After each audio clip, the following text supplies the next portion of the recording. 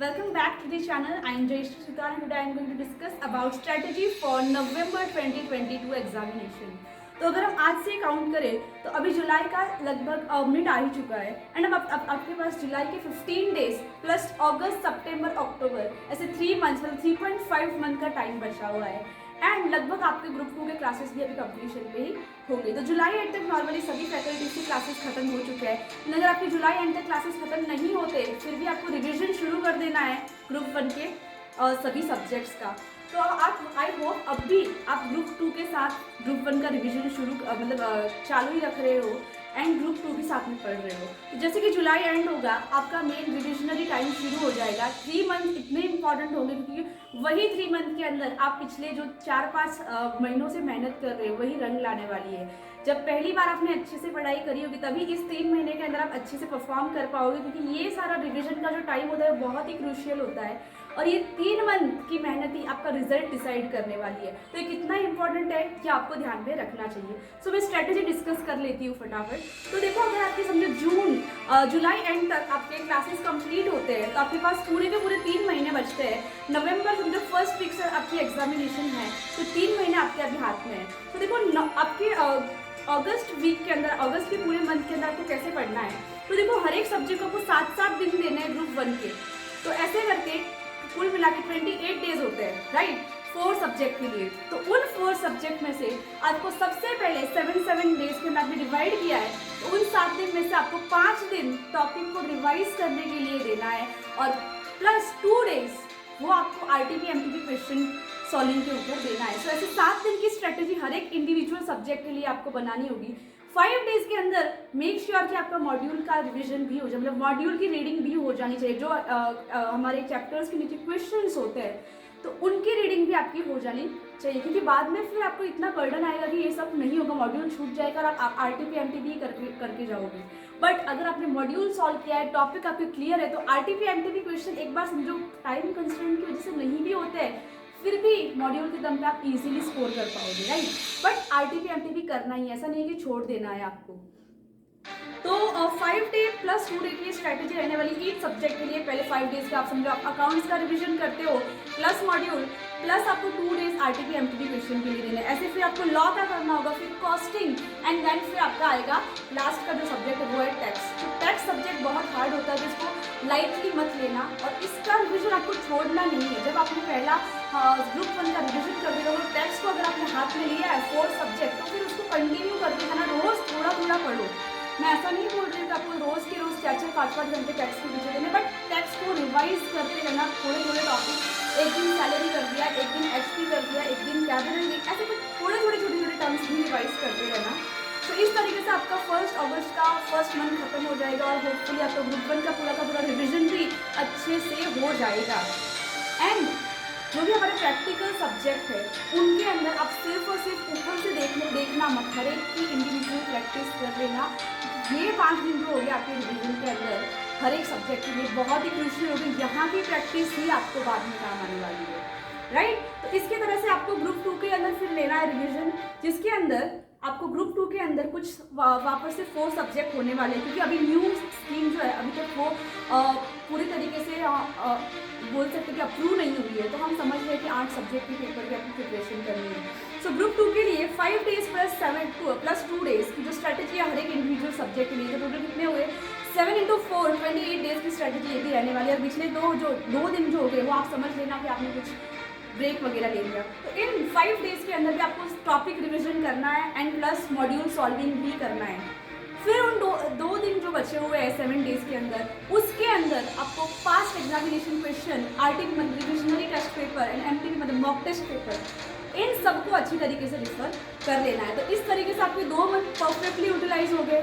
फिर आता है 3rd मंथ जो सबसे इम्पॉर्टेंट मंथ है, उसके अंदर की जो आपकी स्ट्रैटेजी रहने वाली है उसके अंदर आप क्या करोगे, आप इस सब्जेक्ट को कुछ डिवाइड कर लोगे 4-4 दिन के अंदर, मतलब कि 4 × 8 32 डेज आपको लगने वाले हैं यहाँ।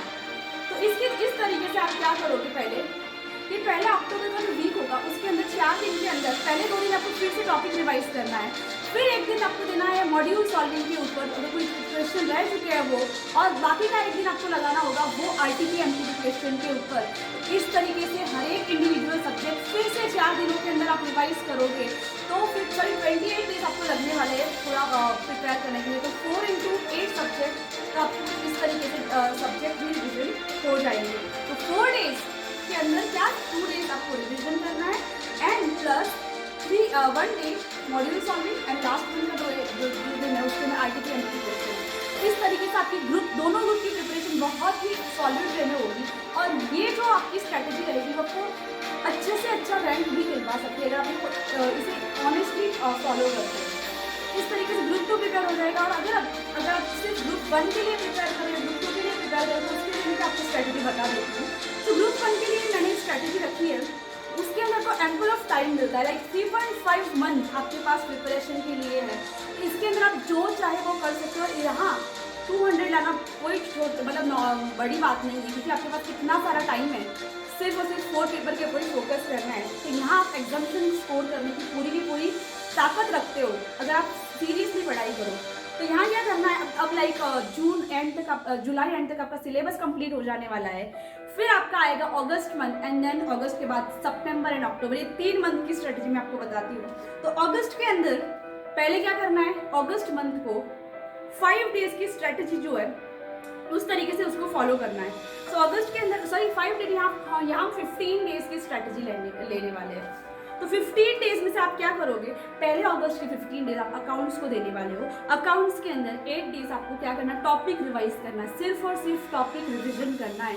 मतलब यहाँ मैं आपको मॉड्यूल सॉल्विंग नहीं बोल रही हूँ, यहाँ मैं सिर्फ बोल रही हूँ वही क्वेश्चन करो जो आपके सर ने, आपकी जो भी फैकल्टी होगी, आपकी जो भी ट्यूशन क्लासेस उन्होंने सिखाया है वो आपको रिवाइज करने हैं। फिर आता है मॉड्यूल सॉल्विंग, जो कि आपको फिर 4 दिन के अंदर मॉड्यूल के पूरे क्वेश्चन सॉल्व कर लेने हैं, जो भी आपके टॉपिक्स हैं वो सारे। एंड फिर उन 15 दिन की स्ट्रेटजी के अंदर लास्ट के 3 डेज जो बच्चे हैं उनके अंदर RTP MTP question and past examination question, इसके ऊपर फोकस करना है।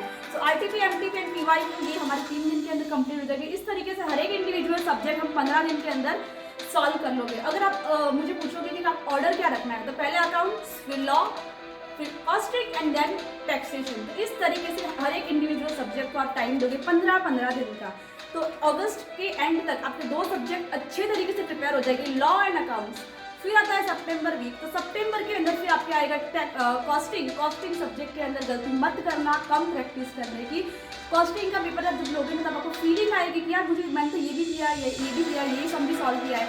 बट जब ट्रस्ट में जब आप कुछ लिखने जाओगे ना तब आपको सारी चीज़ें धीरे धीरे गायब होने लगेंगी, क्योंकि आपने क्या किया, प्रैक्टिस नहीं की है, सिर्फ ऊपर से देखा हुआ है। ऊपर से देखते हुए कभी कोई गारंटी नहीं ले सकते। तो मेक श्योर आप अपनी पूरी की पूरी प्रैक्टिस करके जाओ एंड जितना हो सके उतना कॉस्टिंग में प्रैक्टिस करो। पेपर इतना कभी पेपर के सामने हम ब्लैंक हो जाते हैं वहाँ जाके, क्यों, क्योंकि प्रैक्टिस कम होती है, राइट। तो इस तरीके से कॉस्टिंग के भी सारे हम इंडिविजुअल सम ट्राई कर लेंगे, क्योंकि यहाँ हमारे पास बहुत सारा टाइम है। 8 दिन के अंदर हम कितने से कितना मतलब बड़े से बड़ा टॉपिक का रिविजन कर सकते हैं। तो कॉस्टिंग के अंदर तो इतने कोई ज़्यादा हार्ड सम नहीं है। फिर आता है taxation is a very vast topic which I very vast subject, और उसको 1.5 डेज के अंदर हम रिवाइज नहीं कर पाते क्योंकि इसके अंदर इतने सारे हमारे चैप्टर्स रहे हैं। तो 1.5 डे के अंदर हम कैसे कवर करेंगे, ये अब हम यहाँ से शुरुआत करेंगे।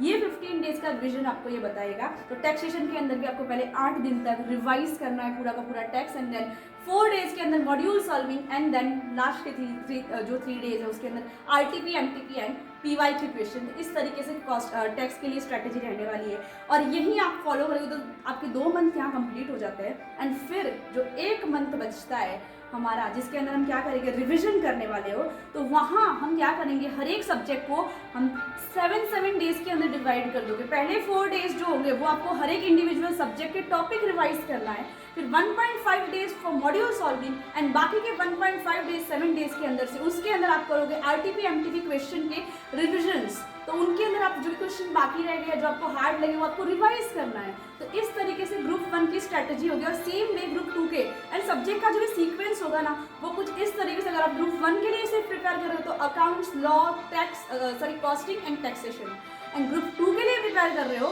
तो advance accounting, auditing, EISM and then 4th subject है FM एंड इको। तो इस तरीके से सीक्वेंस रखना एंड ये स्ट्रेटजी आप फॉलो मतलब एकदम ऑनेस्टली करना, क्योंकि आपका ये इंटर का अटेम्प्ट ही सबसे मेन अटेम्प्ट होता है, क्योंकि इसके अंदर आपको आपकी सारी के सारे स्किल एंड नॉलेज का यूज़ करके ये एग्जामिनेशन पास करनी होती है। मजाक मस्ती थोड़े टाइम कुछ अलग रख देना, और ज़रूरी नहीं है कि आपको सिर्फ 3 महीने पढ़ाई करनी। अगर आप अपना आउटपुट मिनिमम टाइम के अंदर, मतलब आपका आउटपुट आपको मिल चुका है, समझो आपके जो भी डेली टारगेट्स आपके अचीव हो चुके हैं, तो आप टाइम पास नहीं कर सकते, बट मेक श्योर पहले आपका जो भी ऑब्जेक्टिव आपने डिसाइड किया है सुबह उठ के वो पूरा, उसके बाद ही आप अपना टाइम जो भी आपको अच्छा लगे उन चीज़ों के अंदर यूटिलाइज कर सकते हो। तो यही स्ट्रेटजी रहेगी फॉर ग्रुप 1 जो आप सिर्फ ग्रुप 1 अपियर कर रहे हो, और जो भी बोथ ग्रुप, तो मैंने दोनों स्ट्रेटजी आपको बता दी है, और अब आपके ऊपर है कि आपको कौन सी स्ट्रेटजी फॉलो करनी है।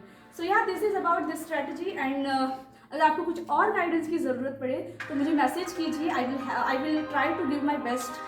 एंड यस, अगर आप इस चैनल पर नए हो तो मेरे चैनल को सब्सक्राइब करना, एंड